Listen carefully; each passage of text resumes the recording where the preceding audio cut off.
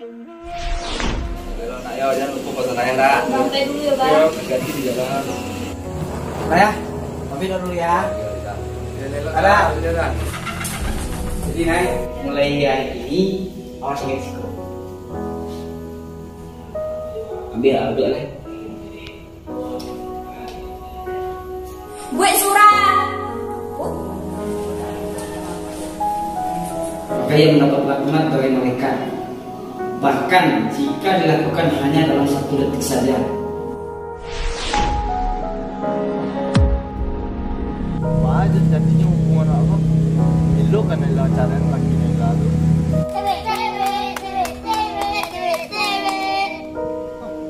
Jangan galan.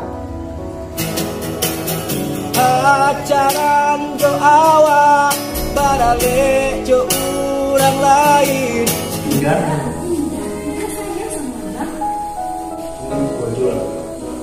Kamu sayang mana? Kalau masakan itu apa kamu?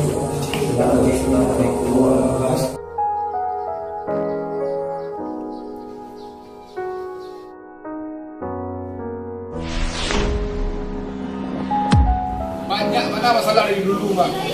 Kini jujur aja lah, iyo beda.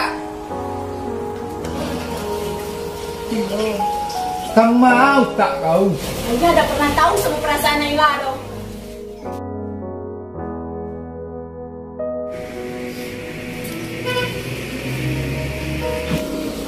Buat, lebih sebanyak naik kawan. Itu bini orang lagi.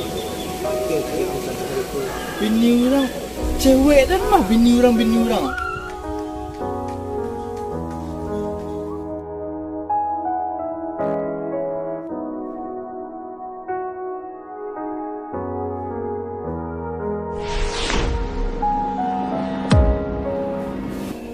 Tapi kau adalah keturunan untuk Naila dari Allah. Tadi awak menemui si Tommy, jadi awak pertengkaran di situ. Tiba-tiba si Naila menyusul dari belakang. Assalamualaikum warahmatullahi wabarakatuh.